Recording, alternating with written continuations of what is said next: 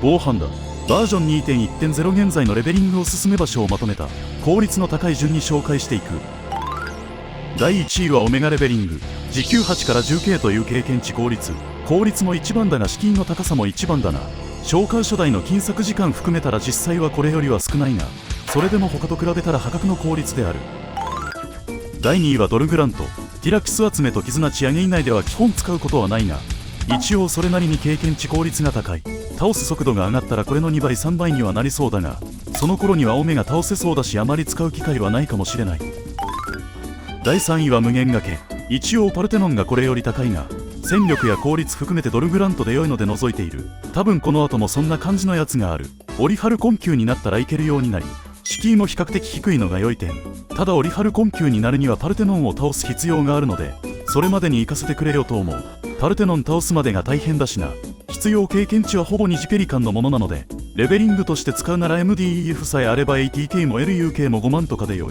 支配の鳥も倒すときは蒸気の ATK と LUK を用意してくれ。第4位はダークフェニックス放置でこれだけの効率を誇る。ダークフェニックスの経験値が高いので、周りのグラビティスライムや人手を倒しても効率はあまり変わらない。当然召喚書を使えば効率が上がるので、オメガやドルグラントが無理ならここの手動が一番のレベリング場所になる。まあ3倍か4倍になる程度なので、経験値稼ぎとして手動する理由は少ない。放置でこの効率出せるのが良さだしな。第5位は雪山金域ボックス。魔性立方体を最高効率で集められる場所。オリハル困窮までのレベリングとしても非常に有用。蒸気は魔法一発で倒す必要ステータスだが、最低 INT150 万くらいあれば光魔法を何発か撃てば倒せるので、それくらいからでも周回は可能だ。ただその分効率は落ちるので、なるべく一発で倒せる状態が望ましい。まあ5発くらいまでなら許容範囲。MOV はできるだけもろう。第6位はグラビティスライム。魔法のワンパンラインも書いているが物理の方が簡単。正直雪山金域ボックスで良いので省いてもよかったのだが、一応こっちは物理で周回できるので、その点は差別化できている。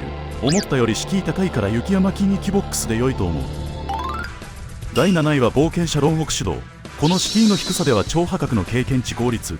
入場料にアリーナコイン8000枚が必要に放ってしまうが、ギルド長を倒してアリーナ裏路地を解放したらもうコインだけで臨めるので、中盤のレベリングに最適。必要ステータスもないようなものなので、アクセやペットで経験値を盛ることが簡単。戦力によっては雪山金域ボックスを回るよりも主人公経験値は高いかもしれないが。第8位は元ギルド長ノック。冒険者牢獄とほぼ同じ効率だが、召喚初代や敷居を考えるとやや冒険者牢獄より下かも。操作はこっちの方が簡単なので人によるといえば人による。2ヶ月半前にもレベリングを進め場所を動画にしていたが、その時はこれが1位だった。当時と比べるとだいぶ選択肢が増えたな。第9位はラッキー人手金策主導。金策効率が良いのはもちろん、経験値効率もそこそこ良い。操作の手間はあるが、レベリングしながら金策も兼ねられるしおすすめ度はかなり高い。ちなみに INT 以外は動く石費用、中のりの重要度が高いのでできれば倒すようにしよう。第10位は冒険者牢獄放置。四隅にはクペリカンのどこかでオーディンアックスを装備し放置。時給9億前後経験値を得ることができる。中盤にできる放置レベリングとしては敷居が低く効率もかなり高い。ステータス的な敷居は実質ないのでアリーナコインだけが問題だな。第11位はクジラ金策。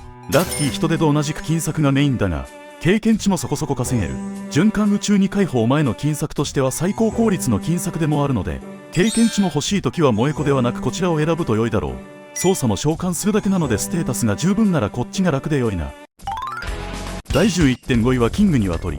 敷居は低いのだが、6時間にポップのため召喚初代が高く、これくらいの進行度の金策だとランキング的にはこの辺り。アーキペラの放置だと時給2000億相当で、循環宇宙一の萌え子金策だと 3.5 兆くらいかな。昔よりはおすすめ。